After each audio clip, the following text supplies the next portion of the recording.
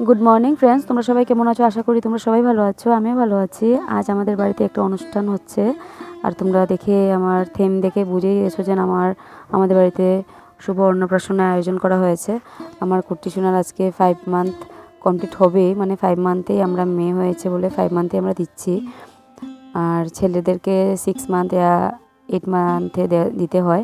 আর আমরা ওকে 5 month complete হয়ে যাচ্ছে, তার জন্য আমরা ওকে দিচ্ছি এখন। আর এখানে দেখো আজকেও এত কান্নাকাটি করছিল, মানে কি বলবো, সবাই মিলে দেখো এখানে ওকে স্নান করানো হচ্ছে। তারপর ওকে মানে কি এত কান্নাকাটি করছিল যে মনটা একদম ভালো লাগছিল না ওর কান্নাকাটি দেখে। তারপর যখন সবাই জুকার দিচ্ছিল, তারপর ও দেখো একবার একবার করে দেখছে সবাইকে কি হচ্ছে ওর সাথে। তারপর এখানে আমরা এখন যাব মন্দিরে, কারণ রাম ঠাকুর মন্দিরে ওকে প্রথম শাক ভাতটা খাওয়ানো হবে। ঠাকুরমশাই এখানে ওকে মুখে অন্ন দিবেন। আর আমাদের মন্দির, গুরুদেবের মন্দির থেকেই প্রসাদ খাওয়িয়েই মানে আমাদের বাচ্চাদেরকে এই নিয়মটা পালন করি আমরা সবাই।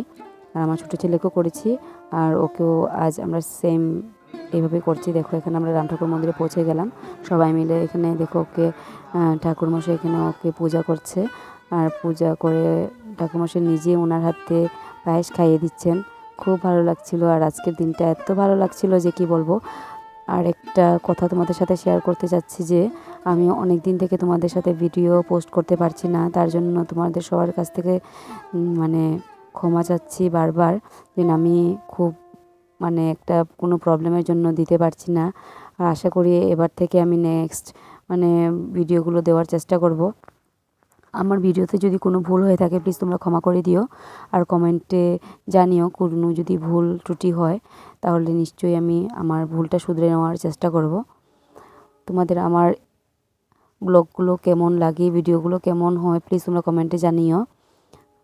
আর তোমরা যে আমাকে এভাবে সাপোর্ট করো, তোমরা সবাই যে আমার একটা ফ্যামিলি মেম্বার হয়ে আমার পাশে আছো, সেটা ভেবে আমার খুব আনন্দ হয়। আমার যতজনই আমার ফ্যামিলি মেম্বার আছেন ওনাদের সবাইকে অসংখ্য অসংখ্য ধন্যবাদ।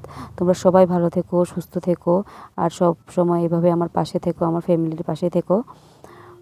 আর দেখো এখানে ওকে কুট্টি সোনাকে এত সুন্দর করে পায়েস খাওয়ানো হচ্ছে, কি ভালো লাগছিল। আর রাম ঠাকুর মন্দিরের মাখা প্রসাদ, ভোগের প্রসাদ এত অপূর্ব হয় কি বলবো। তারপর প্রসাদ খেয়ে আমরা কিছু সময় কাটালাম, তারপর বাড়ির উদ্দেশ্যে রওনা দিলাম।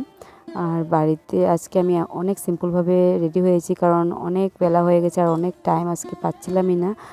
আর ও যেহেতু অনেক কান্নাকাটি করছিল, ওকে নিয়ে রাখার দায়িত্বটা ছিল আমারই, যেহেতু কারোগুলো যেতে চায় না, মানে এত কান্নাকাটি করে।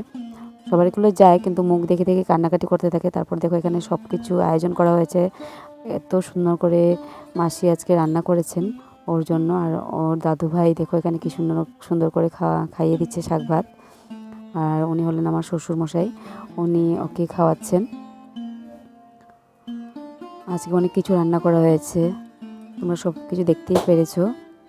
ডাল ভাজা, মাছ ভাজা, মাছের ঝোল, তারপর বাঁধাকপি, পায়েস, টক, অনেক কিছুই ছিল।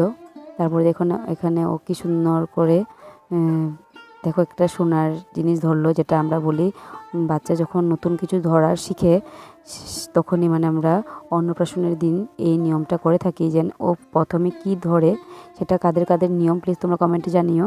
আশা করি এই নিয়মটা সবাইয়ের মধ্যেই আছে।